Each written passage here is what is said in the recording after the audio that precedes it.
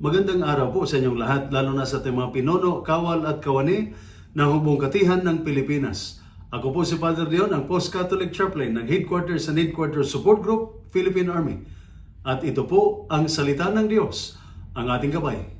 Ngayon po ay Thursday, June 12, 2025 at ginugunita po natin ang kapistahan ng ating Panginoong Hesukristo bilang walang hanggang dakilang saserdote o Eternal High Priest.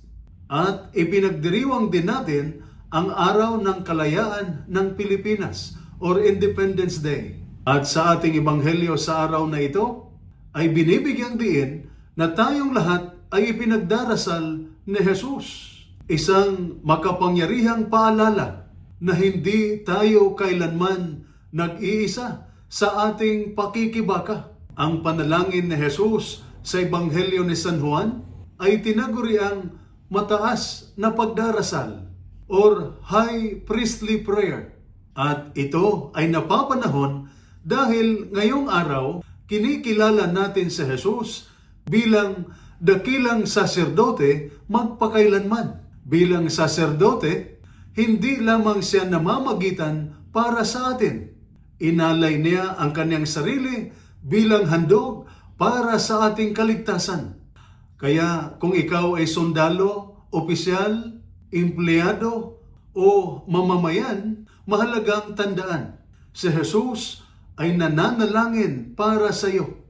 Sa tuwing ikaw ay napapagod, nalilito o natatakot, siya ay nananalangin sa Ama para sa iyong lakas, katapatan at kapayapaan. Ngayong araw ng kalayaan, inaalala natin ang tapang ng ating mga ninuno upang kamtin ang kasarinlan. Ngunit higit sa kasarinlang politikal, tinatawagan tayong pahalagahan ang kalayaan ng puso at budhi. Kalayaang maglingkod, magmahal at sumunod sa Diyos ng may dangal at pananampalataya.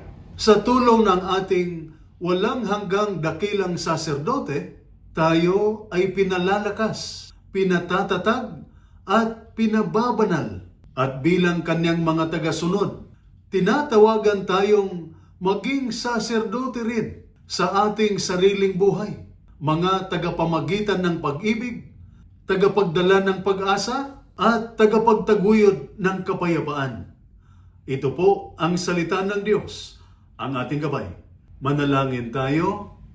Panginoong Hesus, aming dakilang saserdote magpakailanman, salamat sa iyong walang humpay na panalangin at pagkalinga sa bawat hamon ng aming tungkulin, sa harap ng panganib, sa gitna ng gulo o sa katahimikan ng opisina.